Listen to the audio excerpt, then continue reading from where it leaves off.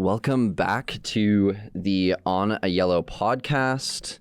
I am your host, Liam, and I'm here with Zach today. Buongiorno. And we are, this episode is episode number 5. What episode are we? We're number 5. Yes, we're number 5. Episode number 5, David versus Goliath. We have a lot of things to talk about. I'm going to move it to you, Zach. What do you want to talk about first? Well, we could talk about the elephant in the room, and that being Ange's sacking after we were just talking about him last episode. Yeah. And how things weren't looking so good. No, they weren't looking great. And now he has finally lost that job after only 39 days, unable to pick up a single win in that time frame. And that loss to Chelsea really set it off there. Well, there was that photo of the owner of Notts Forest looking kind of angrily at Enzo Maresca, who was celebrating because Enzo Maresca was serving a 1-game match ban. It seems like with Chelsea, they're just walking red cards because during that game as well, Gusto got 2 yellows. He was on a yellow and then got another one to send him off. But yeah, no, I don't really know the direction of Forest this year. Obviously, Sean Dyche is back being a Prem manager, but I don't know. I don't know. It seems like a big step back. Yeah, especially from last year. Development of the program they have there. Yeah. Where they're on their 3rd manager this season already. Yeah. And I imagine with that comes a lot of players that could leave even in the January window. And if they don't leave then, I'm sure in the summer, a lot of those players will want to move on. Yeah. Well, I mean, it's kind of a classic situation of if it ain't broke, don't fix it. Because yes, they had a struggle under Nuno during the first little bit of the season. They were struggling.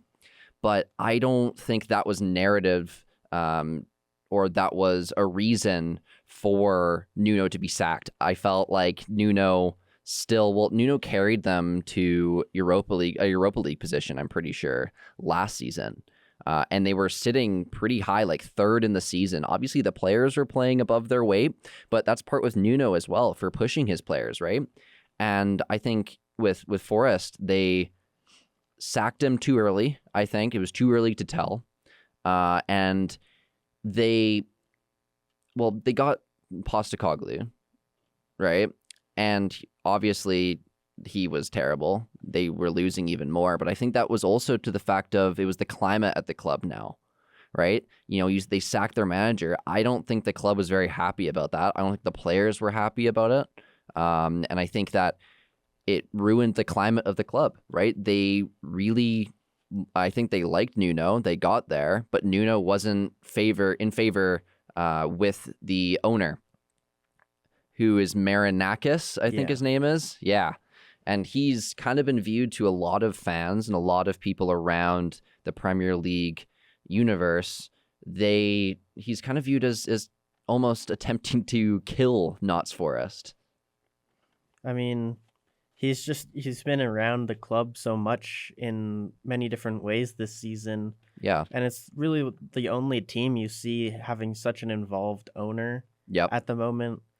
And it kind of just like even further drives home the point that there's like something's going on in the background at the club, and he's trying to maybe push too much weight around. I know he's the owner and it's like technically he can do whatever he wants. Yeah. But I think he doesn't actually know how to run a football club properly, and he's just making brash decisions out of anger. Yeah, I think it's more, he's angry about seeing losses on the board. And I feel like he doesn't, like you said, doesn't really understand the game of football and how it has ups and downs. Yes, there's other factors that can deal and you can kind of look at and be like, that's why he got sacked. There's other internal factors that we might not know. But form-wise, obviously, Notts Forest wasn't doing as well as they wanted to at the start. But that doesn't warrant sacking a manager who can pick it up in the middle of the season, right? Obviously, you can see Manchester United is a huge kind of, well, they're a team that can kind of show you this example of, you know, sacking their manager mid-season, then having a manager having to pick up the scraps, you know, having to change their tactics, change all this stuff, new environment, new players, having to get a relationship with the players. And if you don't have that during that summer window where it's like you go to Europe or you go to Asia or you go back or you go to the States and you play, you kind of build this relationship with the team. I just don't think it's I just don't know why Nuno would get sacked. Now, going off of that, the new man in charge is Sean Dyche, one of my favorite managers of all time. What's your thoughts on that accusation that Notts Forest made? I think it's utter woke nonsense. And that was so funny because he said that he knows that meme, and he said that he wanted to in a press conference, because his press conferences are known to be really good. But he talked and said, I should have copyrighted that meme when I had a chance. Even though he never actually said those words. No, he never said those words. Associated with him. Yeah. During his tenure of managing. Yeah, well, he's managed. It kind of embodies, you know, the way he manages. Yes. And it's very no nonsense, and he just like plays very direct football. 4-4-2. It's very defensive heavy. Yep. And he loves playing that way. That's like back to basics. Bit more old school. Very old school, yeah. Like kind of old school. You know, sticking in challenges, no nonsense clears. You know, a striker that can just score goals. And I mean, it's a reset that Notts Forest might be taking. Obviously, Notts Forest has very talented players.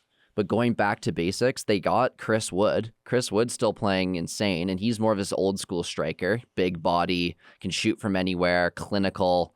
Also shows a little bit of skill, but, you know, Dyche's game revolves around that kind of simple striker. Obviously, 4-4-2 is kind of a joke. That, you know, obviously he might not be playing a 4-4-2, but it's a formation that is, you know, favored in that old school mentality, old school play. You know, just talking about Sean Dyche, he managed your favorite team, West Ham. How did you like that, or did he fare well? Obviously got sacked. He didn't fare too long in the job, obviously. Yeah. But, you know, he's kind of a manager that can try and help reset a team. Yes.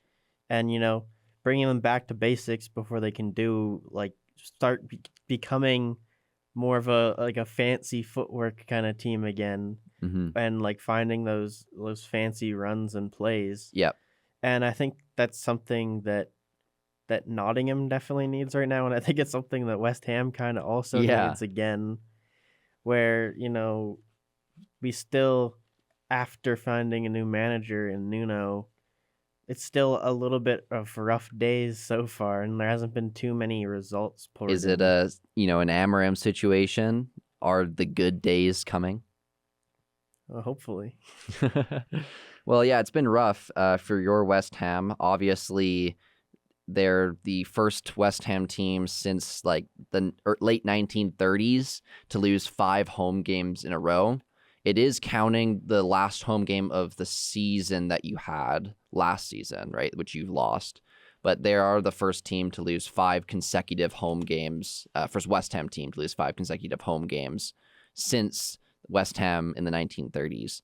Obviously, your team is a team like we've talked about before in episodes before. We talked about how your team, your team has a very passionate fan base. Your team is a home fan base, but a lot of people said that fan base kind of was lost after the stadium change, and how the stadium change has kind of impacted, you know, your team and the community and stuff like that, and how the old stadium was a family stadium, you know, pubs were near, and it was kind of, it was small and quaint, right? And they said that kind of that move changed a lot of the dynamics of the club. I think one of the biggest issues with the stadium Yeah. is that it's not actually owned by us. Yeah, I So we think that's can't another actually reason. make any proper changes to the stadium until you get all that, go through all those levels of approval to get there. Which I think that's one of the biggest issues is that we can't just make decisions regarding the stadium, and like changing how sections are like put together and things like that.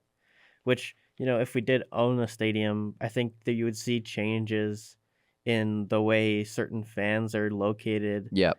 And I feel like there'd be more fans, more of the passionate fans that sing and along those lines during the game. They'd have more of an actual section to go where they feel like it's a bit more of a homey stadium. And I saw a video, actually. It was like of someone recommending things to change for if West Ham ever does buy the stadium. Yep. And it was, how they have all those like windows on the top. Yeah. They were like, enclose it more, make it darker inside, and rely on the actual lights you have, and like make that like the maroon color of West Ham. And I kind of like that because it makes it feel a little bit more closed in, and plus like a bowl maybe, and like an actual home. What I've noticed with that stadium, or of course we're talking about the London Stadium, obviously it was made for the 2012 Olympics in London. But what I see with it is obviously, I'm pretty sure, did it have a track around it before they changed it? It used to have a track, and then and you can kind of for the football team. Yeah, but you can see that, right? The stands are so far away from the pitch. It's not enclosed. Like the best football pitches I can name, in England especially, you got Anfield, you got Old Trafford. I mean, of course I'm going to say Old Trafford because I'm a Man United fan, but these teams and these, really famous soccer or football stadiums, they rely heavily on the fans and the atmosphere, and that atmosphere is created by the stands being closer. It's created by being more compact and also having a true section for your ultras. Because I feel like with your stadium, because it's a bowl shape and kind of a round, you don't really have a placement for your ultras, and you're so far away from the pitch that your ultras are not close enough, right? Obviously, I don't believe in heckling and don't believe in all that stuff. The one thing that ultras being close offers is the atmosphere. They bring the drums. They start the chants. They're the most passionate fans. And we talked about West Ham having very passionate ultras, obviously going to different leagues around around Europe, right? Going to the Lazio game. Was it the Lazio game? Lazio v Roma, and supporting that game. So I think West Ham deserves maybe a stadium change back to what they used to have, because apparently that was, I don't know what they used to have, but in the sense of back to football basics, like we talked about Sean Dyche, back to basics. They don't really have an option for a stadium change. No, because their stadium's gone. Wasn't it demolished? The Bowling Road Stadium got demolished after the fact. Yeah. And like turned into like housing. Okay.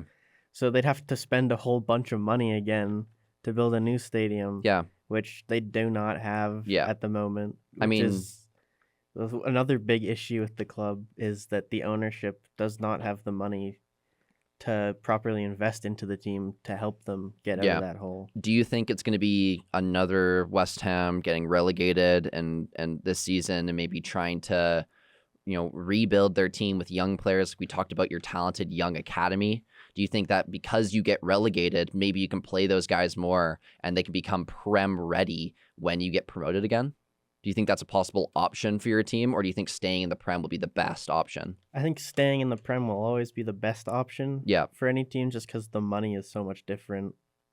But TV rights too. And if it comes to it, going down wouldn't be the end of the world. You've seen there's lots of teams that have gone down and then come back up. Yeah. And haven't gone back down since. Newcastle comes to mind on that one. And, I think just finally finding some sort of direction at all with the club would be a major step forward. Because it kind of just seems like a hodgepodge of players that got brought in from all the different managers over the last couple years, which it's been too many to, it's like no manager has had the full, like, his full squad. And I think we also do need to go back to having, more academy guys get into the lineup. Like, guys, we've had some massive players come through from the academy, like Declan Rice. And there just hasn't been anybody in recent times that's really come into the team and made a big impact. Yeah.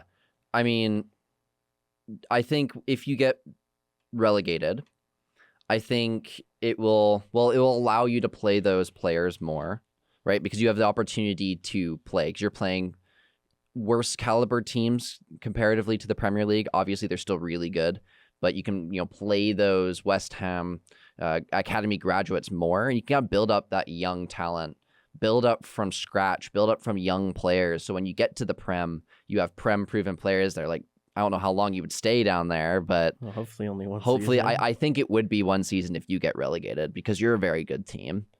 Do you think your team has an identity? I mean, you've talked about how, managers can't get their full 11 with the players that they want to get. But do you think West Ham still has an identity, or do you think that identity has been lost through, changing stadiums and changing managers, changing owners? What do you think? I think they still have a mental kind of thing going on. Yep. With like hard work as being the like foundation of the club. But our current, what we're kind of known for is having terrible strikers, old players that, maybe were good back in the day. And Dimitri Payet. I mean, I don't know why we didn't keep that guy for more than 1 year. He was incredible for us. Talk about that free kick. And then, we had him for 1 year. Yeah. And then we immediately go and sell him for like no profit at all, which makes no sense to me how that entire thing played out. And, where are we if we keep a player at their peak like Payet there? Is he playing for Vasco da Gama? Yeah, now he's in Brazil now. Yeah. And I think certain managerial decisions, had they played out in the opposite direction, the club would be in a much better spot to where they are now. Even the selling of Declan Rice, if you keep a guy like that and you bank on having a player like that bringing in money equal to what you could get for a transfer, whereas we decided to sell him and get that money now, but it's really brought us nowhere, and it could just lead us to a relegation a couple seasons after selling him for that massive record-breaking amount for us. And then what did you sell him for? Nothing at all. So, I feel like a lot of the decisions, had they not happened, we could still be a top 10 team in the league. It's just the way things have played out have not been pleasant for anybody at the club. So the Irons have lost their fuel a bit. Moving on, I want to talk about another Premier League team, and that is Newcastle United. The one thing I want to say, so Newcastle United, obviously they won their game. I'm pretty sure. Yes. Did they win? Oh no, they lost. They lost. Whoa. They lost against. Who did they lose against? Right. They lost against Brighton. Lost against Brighton 2-1. And what's interesting about this game is the former Man United Academy graduate Danny Welbeck, 34-year-old Danny Welbeck, scored a brace to see his team, Brighton. He had a 9.9 rating, and he saw his team win the game. But the one thing I wanted to talk about that game is Nick Voltemata. What an absolute beauty that guy is. He is 6'5". He has a lankier build, but you would think 6'5" strikers wouldn't be good with the ball. He is insanely techie with the ball. What's your opinion on him? He reminds me a lot of our local guy here in Calgary, Tobias Warshevsky. Oh. But, maybe he's a little bit better than Tobias.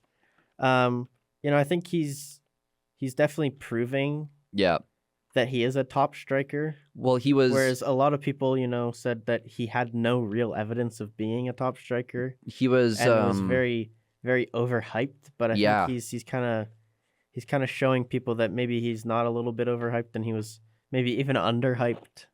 Yeah, well, to that point, Bayern Munich, they said that basically, I think one of the director of football at Bayern Munich basically told Newcastle or said that Nick Woldemade was a very bad decision for them to make and that he wasn't good enough. And now I think Bayern Munich is going to be wanting him in the future when Kane kind of ages out. Obviously, Kane is insane right now, and I don't think he will, but, only time will tell. But Nick Woldemade, like I said, he's extremely techie with the ball. The one thing I can say is he's 6'5", but he plays very techie with it.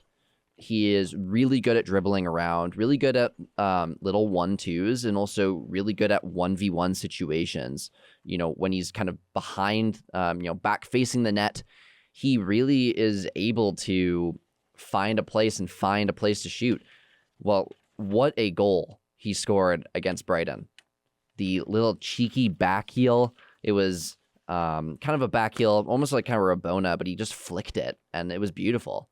A lot of players like Harry Kane, like they might do that, but with Nick Woldemade, it's just neat because he's so tall. You'd expect him to hit it like a Holland on a half turn, and then try to strike it, right?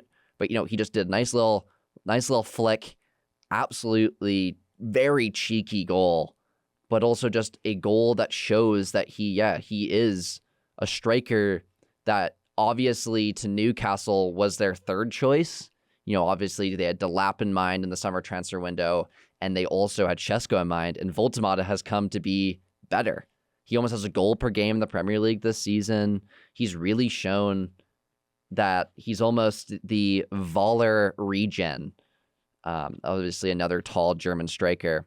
He has that mullet kind of mop haircut, and he's just an absolute legend right now. Like he's doing really well. There's another big striker in the Premier League doing very well at the moment with Mateta. Yep, 3 goals last game. Boom, boom, boom. Mateta's in my room. He's kind of, he got all those goals because we posted him on our social media. Exactly. I made the graphic with him on there, and that's why he had to perform. We talked about how we could have had a curse with the graphic, but it seems to be the opposite. Well, like Postecoglou, they do well in the second time or the second week it's up, right? So like Postecoglou winning everything in his second season, the player that we post on our graphic does well the second week after we post. So that means good things are coming for Mbappe upcoming year. Exactly, good things are coming. Obviously, if we move to Mbappe, what a season he's having. We said he's cooking. I think he's insane. World Cup Mbappe is back. Obviously, he scored in a very slim margin against Getafe.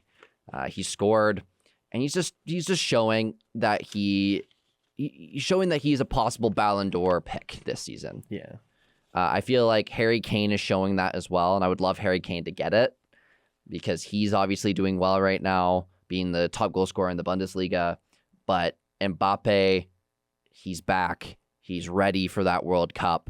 And I think, the Champions League is one thing, but if you can win that World Cup, like I said in a lot of other episodes, it's an extreme advantage to winning that Ballon d'Or. Obviously, the Ballon d'Or is individual competition, but I know Mbappe, if he's not injured, he's playing every game, and he's going to be one of France's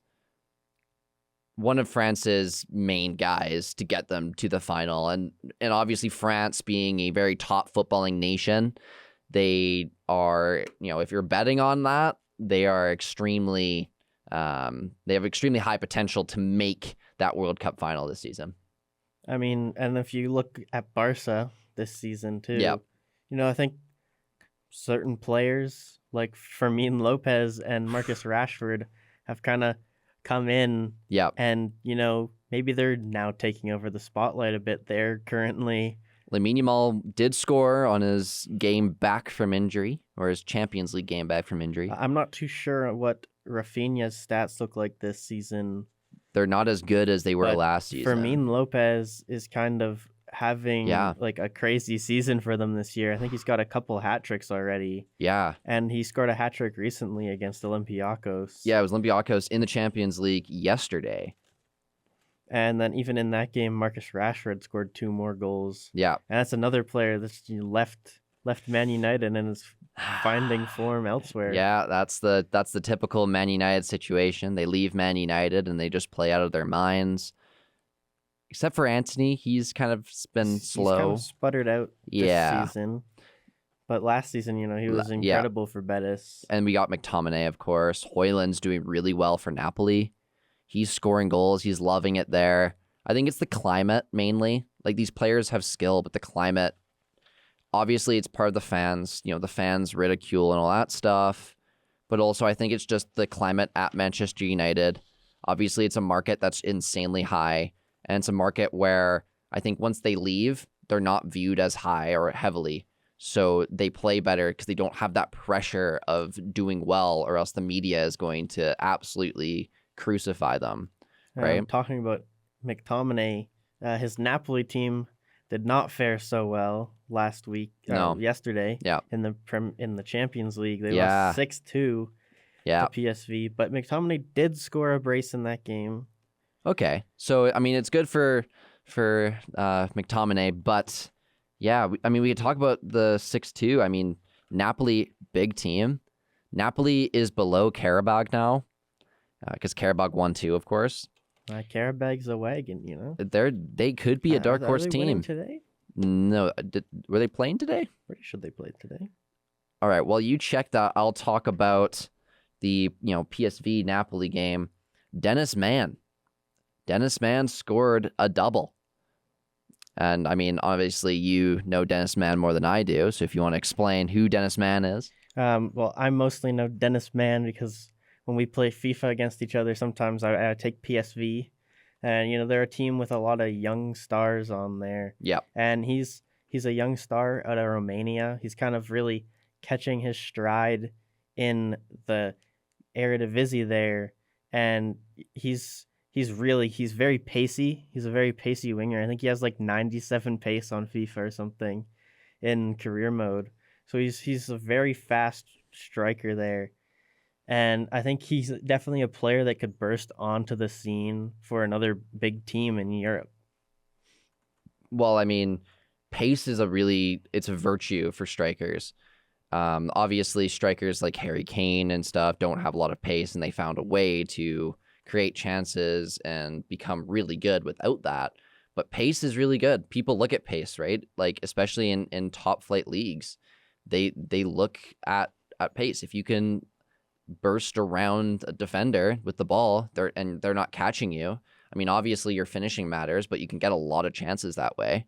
And also young too. If you're young, you're talented. I mean, how old is he? I think he's only 21. He's 21 and he's scoring a double against Napoli in the Champions League phase. Right? I think PSV, though, I mean, any team, I think there's 2 teams. There's PSV and there's Ajax.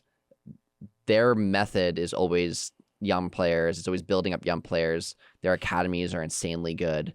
Their league is really good for young players to prosper in. Obviously, you see Ajax with De Ligt, Van de Beek, Ziyech, all of these really strong players. And then, of course, PSV, you got Tillman, who's doing really well for Bayern Leverkusen this season. And I think it's a really good market to get young players. So also another thing that's really good for Dennis Mann is he's doing really well, but also a lot of top level teams are looking for players at a PSV, at an Ajax to fill their roster. Because obviously if you have potential and you're young, you're a really good, versatile pick to, pick up. Obviously you might be playing on the bench, but it's a good thing to grow these young players because then you have a future, right? Checking in on Karabag, they did play today. They ended up losing 3-1 to Athletic Club Bilbao, but they did score in the first minute of the match. Well, so there you go. It kind of looked for a little while like they might win another one. And I mean, you see, Karabag obviously is a team from Azerbaijan. Yes. Yeah, they're a team from Azerbaijan. And I mean, we've talked about them before. They've dominated games. They've kind of broken a lot of teams' hearts because obviously the bigger teams want to beat a Karabag, but they've shown that it doesn't matter what league you're in. You're all in this Champions League phase, which means all of you are really good teams, and they've showed that they can really become, well, they can just really push above their weight, right? And obviously, Karabag, it would be so cool to see him in a league, out of the league phase into the round of 16. I think that's how it works. And I just think that would be really neat. If we go talking about the Champions League, there's been some really big scores. Obviously, we talked about the PSV 6-2 versus Napoli, but I wanted to talk about PSG, the reigning and defending champions of the Champions League, obviously beating Inter Milan 5-0 in the Champions League final last year, but they beat Bayern Leverkusen 7-2 in their really nice red jerseys. I don't know about you, but they're looking like the defending champs, and they're looking like they want to retain. They're definitely playing at the top of their game right now. They've reclaimed Ligue 1 for themselves again, as we all expected they would. Yep. But, I think they're just a really driven team. Mm-hmm. And, they're a team that they've won now. Yep. And they know how to win. Yep. So I think they're going to be a tough team to dismount from, that lead of the Champions League. Yep. And taking them off the throne there. They're just a team that has such high class, world class players at every position on the field. They've really shown they've rebuilt their squad. Obviously, their squad before had some of the biggest names in football, right? You had Marquinhos, you had Donnarumma in net, you had Mbappe, you had Messi, you had Neymar. I find it funny the order you went in there with Marquinhos coming first to mind. I was going down the list and I was looking at in my head a formation of these players lining up. And I went from I thought goalie, but then I was just I'm not going to say Donnarumma first. So I was let me say Marquinhos first. Well, they also had Sergio Ramos as well. Very class players. But I think it was a situation that Liverpool is finding, right? Being a team with really class, really good players, but they just don't gel properly, right? And they have just too much.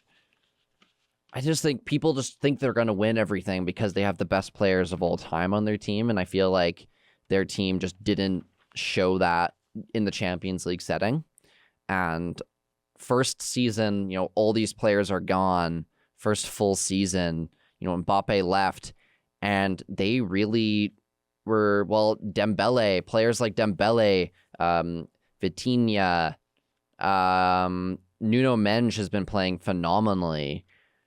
And Pachau, their Colombian center back, and then Donnarumma as well last season. They've all really shown that they're really, really good.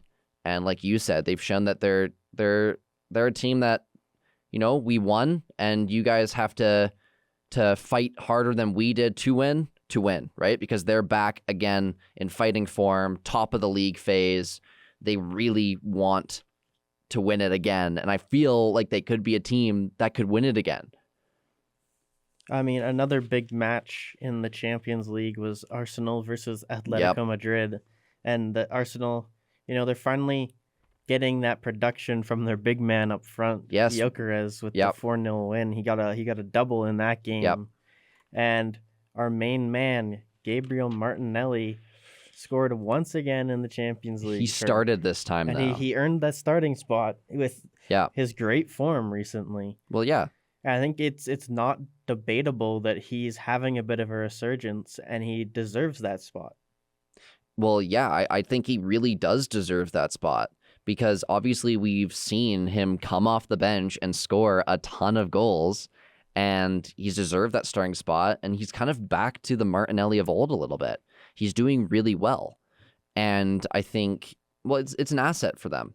Obviously, they got a lot of wingers on their team. They got Madueke, Trossard, Gabriel Martinelli, and then they got Saka on the other side. Saka is kind of an automatic start if he's healthy. But yeah, I mean, I think it's also another bounce back for Arsenal because Arsenal is top of the league as well in the Premier League because of the beautiful game for Man United beating Liverpool, which we'll talk about later. But, Arsenal to win 2-0 in the Champions League is really important for them because obviously the Champions League, they want to win a trophy. And I think they'll take any trophy at this point. They haven't won a Champions League, nor haven't they won a league in 20 years. It's been a while. It's been a while. And the last trophy they've won was the FA Cup. So they want to win a trophy. Obviously, they don't want to be trophyless because Tottenham, who they would joke around being trophyless, beat my team, Manchester United, in the Europa League. So they have a trophy now, a recent trophy, I should say. Even West Ham has one. Even West Ham has one with the Conference League.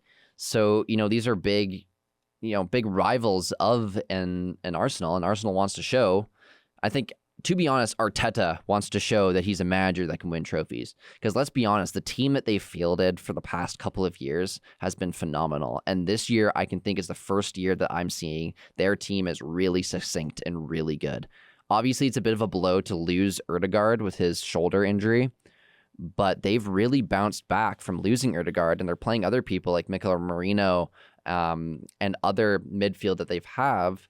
And they are really showing that they could possibly be a team that can dethrone a PSG. I think it's still hard to dethrone a PSG. I think the teams that to dethrone the PSG in a Champions League, I think could be Real Madrid.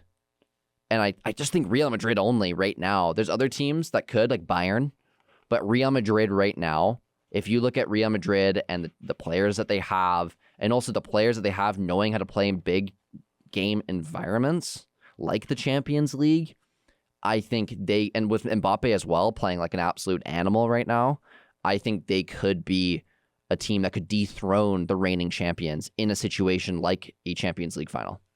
I know you're urging to talk about. I am urging to talk. I've been urging to talk since the start of this podcast. Why don't we dive into that Man United 2-1 win over Liverpool? Because I know you just want to talk about it so badly. I do. I have a lot of. I wrote notes for the podcast, and it was a whole page of notes about my glorious team beating Liverpool in the Liverpool Man United derby, which the Liverpool Man United derby is probably one of the biggest derbies in England. And because obviously people in Manchester don't like people in Liverpool, and people in Liverpool don't like people in Manchester, and Manchester and Liverpool, the top teams, in my opinion, within those respective cities. Now, is this a plus for Man United? Yes, but also no, in the sense of I'm so happy we beat Liverpool, but now Amorim, stays. I don't know if Amorim should. I think we should give him time, but I don't think this game is indicative that our team has changed and our team is going for the better, because we've had games last season. We beat Manchester City in the same kind of fashion, and we beat Olympique Lyon in the same fashion. But obviously, it's a plus to win, but more needs to be done for our team to really show that we're back to the glory days. Obviously, a top 4 finish would be a plus, getting back to the Champions League and showing that Man United is back. But right now, we're still sitting out of any European spots, but we're 2 points behind Europe, like behind 4th place, actually, behind Champions League. Now, let's talk about, obviously, Manchester United won. And I was so happy. Right from the get-go, we scored. In the second minute, or like 1 minute and 60 seconds into the game or something like that. Really, it was 2 minutes, but it was really close to 2 minutes. It was like 1 minute 30 or something into the game.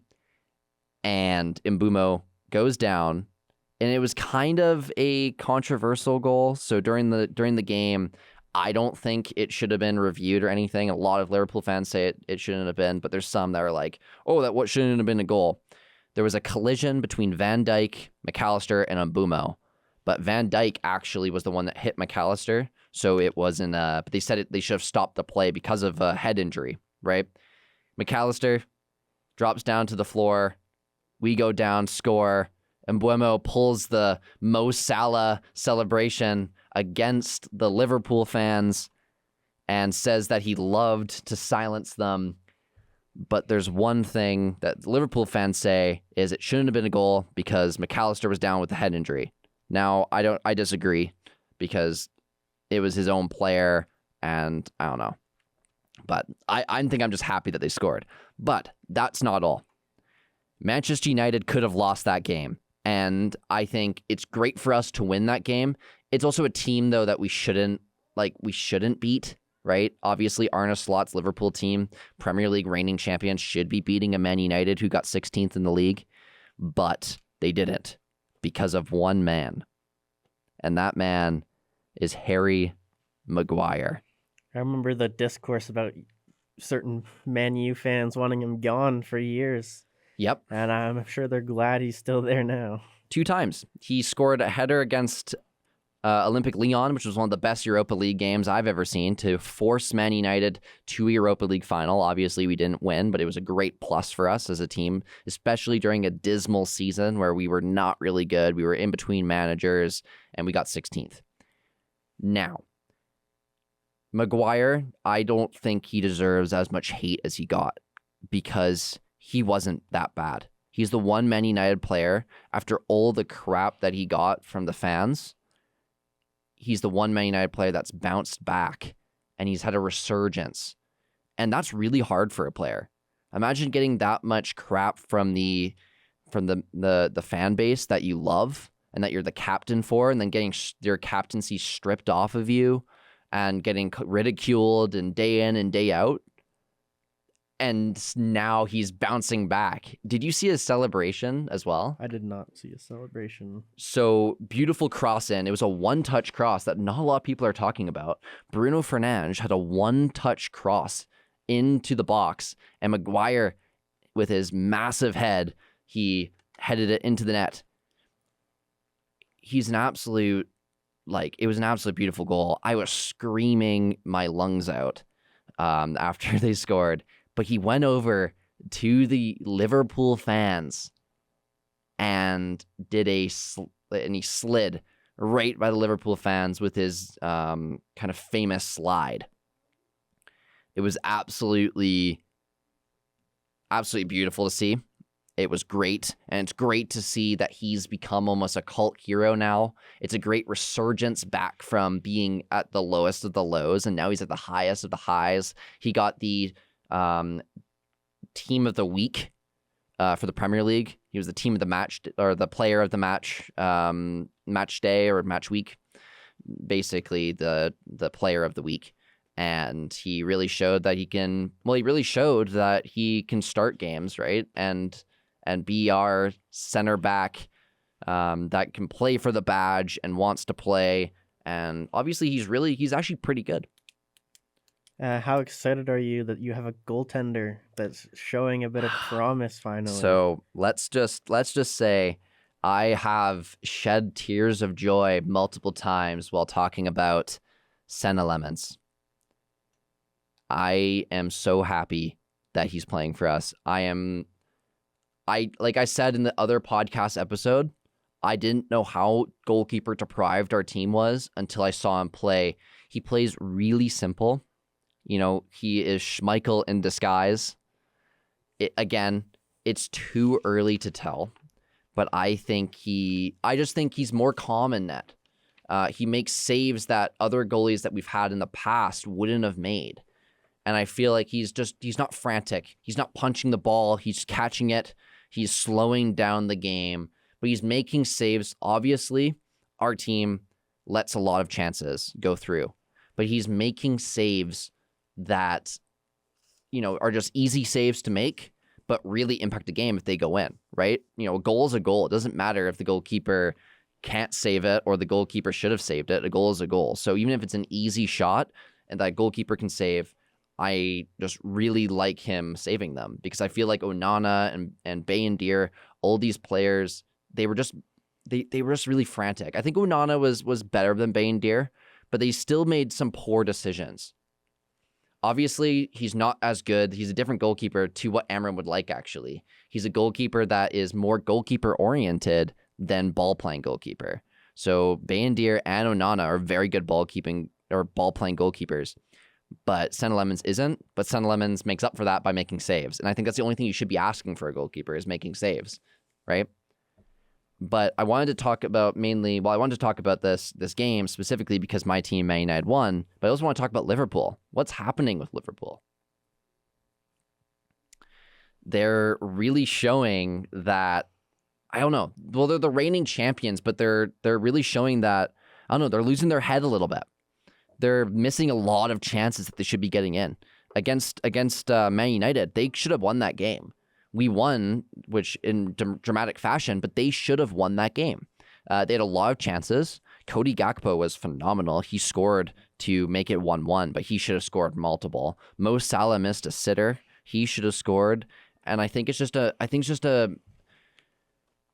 a game where Liverpool obviously should have won and all that stuff. It's at Anfield, but I think, in the Premier League, there's so much good teams, and I feel that they really are. Liverpool showing that getting all the good players is not necessarily the way you win, right? Because let's say they got Isak, they got Wirtz. Wirtz is 12 games now? Yeah, I don't think he's done a single thing at any point to this season. And Isak hasn't scored in the Premier League. And he played and he missed a pretty, or not, didn't miss, but he should have scored on a certain chances that he had in that game. And actually players like Gakpo were the defining players for their team, and it wasn't the new acquisitions that they made. The only one I could say about the acquisition that they made that was really good, that was really scary when he came on against Manchester United, because he came on during when the momentum switched, was Hugo Ekitike. And we've said many times before, he's just absolutely insane. Well, when you look at Isak, yeah, and then now you look at Wiltemata, yeah, is Newcastle a bit of a system where the striker does very well? And, it elevates that player to a level where, maybe they're not quite as good as they actually lead on based on statistics. Yeah. And it'd be interesting to see if down the line when Wiltemata leaves, how he does at his new team too. Yeah. Just before, we're kind of winding down here towards the end, I wanted to touch on some of the lower leagues in England, the Championship, League One, and then a tiny little bit of League Two. There we go. And the Championship has been very interesting this season, with none of the freshly relegated teams from the Premier League doing well at all. Yeah, no, it's Leicester really weird. Is the highest in the table, and they're only in 10th, with Ipswich in 13th and Southampton all the way down in 18th. Wow. This season. But, it's kind of a tale of teams have been so close the last couple seasons, with a Coventry City sitting top of the table with 25 points and a plus 23 goal differential. It's their manager. And Frank Lampard has just been an absolute force for them as manager. And they've been so close to promotion the last couple of seasons. They were in the final. They had the playoffs. They've been going through it the last couple of years as a fan base. Yeah. Just that one step away. Well, from it was the penalties, promotion. Right? It was Luton Town against Coventry, and it went down to penalties, and the Coventry striker, who has proven to score a ton of goals, just couldn't do it in the one time it really mattered. And I think with Coventry, they've been a really good team, but how that system works in the EFL Championship to get promoted is obviously the top two get promoted, and then they go the 3, 4, 5, and 6 go into a playoff. And they've been in the playoff for the past 5 years. I'm not sure about that, but I know they've been in the playoffs at least the past 2, maybe. And then Middlesbrough, who's in second, they've also been so close so many years recently. They are 1 point behind Coventry on the table, but they only have a plus 8 goal differential this season. It's just a story. Those two have been in the playoffs beside each other so many times over the last couple seasons, and it kind of feels like this is the season where they could both finally go up. And, it'd be kind of a feel-good story for both fan bases where they kind of respect each other as, we've had the same kind of struggles recently.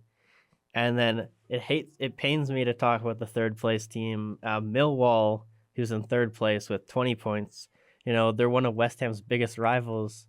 And it would be terrible to see them promoted, especially with us doing so poorly right now. We could even get relegated, and they go up, and it would just be very bad discourse from the rival fan base there. And then a bit of a surprising one, Charlton, who just got promoted to the championship. They're all the way up in 5th right now. And it's kind of like nobody saw them coming. And they have a massive stadium, which kind of caught me off guard. And they've had obviously a ton of success. Well, they played in back in the day. They had a long period of time where they were at the top. Yep. And, another team that was at top for a while was Hull City. Yeah. And they're sitting in 7th right now. That's pretty good for Hull City. They've been climbing the table recently with 3 straight wins. And, they have Ollie McBurney, who's kind of come back to England after a vacation in Spain at Las Palmas. And he's kind of really driving that team to the top of their game. He has 9 goal contributions already. And that's only 2nd in the league.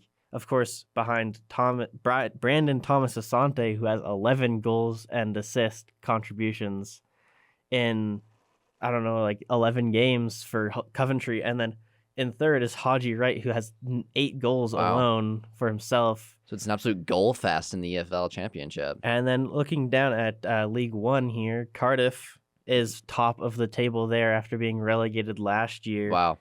They're looking very strong. They haven't really shown any weakness. When some people thought they might not get promoted again or before the season started, their goalkeeper, Nathan Trott, has been having a great season. He's got 6 clean sheets out of 11 games. And he's a guy that played for the West Ham Academy back in the day. And he's actually on loan to Cardiff from FC Copenhagen. And then looking a little bit further down the table, there's a lot of teams that are tied on 25 points, and there's like 6 teams that are all on 25 points right now in League One, and it's just come down to goal differential. Bradford City, they just got promoted to League One. I mean, they have a massive fan base. They have like 50,000 people that come out to their games every weekend. They've just had League like 2 and League One. They've had a ton of financial issues and such.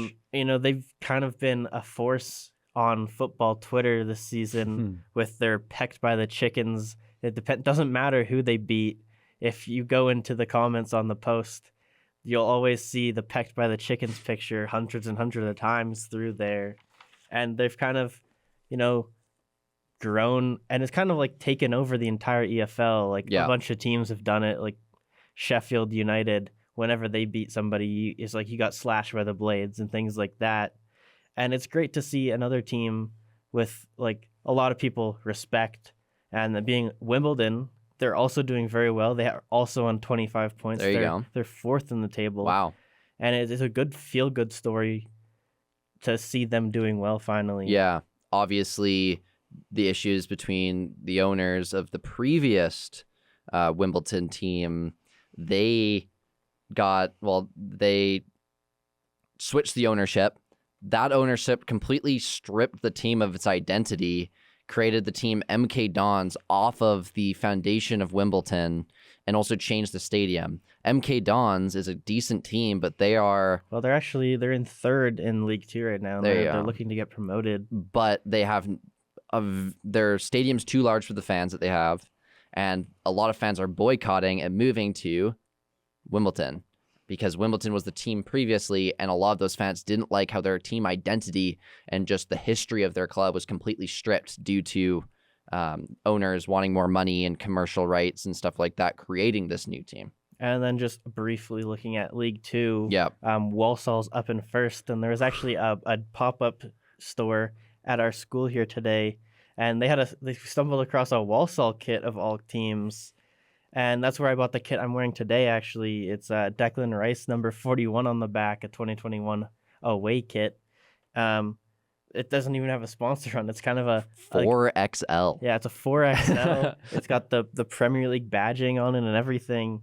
And then checking in on Grimsby Town, who beat Man U earlier this year. I hate Grimsby Town. They're having a pretty good season in League 2, which sits them in 4th, a couple points behind MK Dons in the automatic promotion spot. Is there 3 people get automatically promoted in Yeah, League there's 2? 3 automatic promotions from League 2 into Wow. League 1.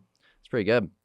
Well, I want to move on to our local team, the Calgary Cavalry in the Canadian Premier League. They are playoff bound. What's your thoughts? Like, what do we need to do as a team to win these playoffs? They need to have consistent gameplay. Yeah. This season, they've been incredible at home and then just abysmal on the road. Yeah. And I think it comes down to, just finding proper consistency. Yeah. The first playoff game we have will be at home. And then if we win that one, I'm pretty sure it will be an away game. So, you have to find that consistency on the road this season, which they just really haven't had. And it's kind of been the story of the entire season. Yeah. Obviously, we've had, I think goal scoring problems was a big thing for us. We couldn't score, especially our striker, Tobias Roszewski. He's kind of found a resurgence back to scoring, but he had a struggle at the start. I want to talk about Nico Myronuk.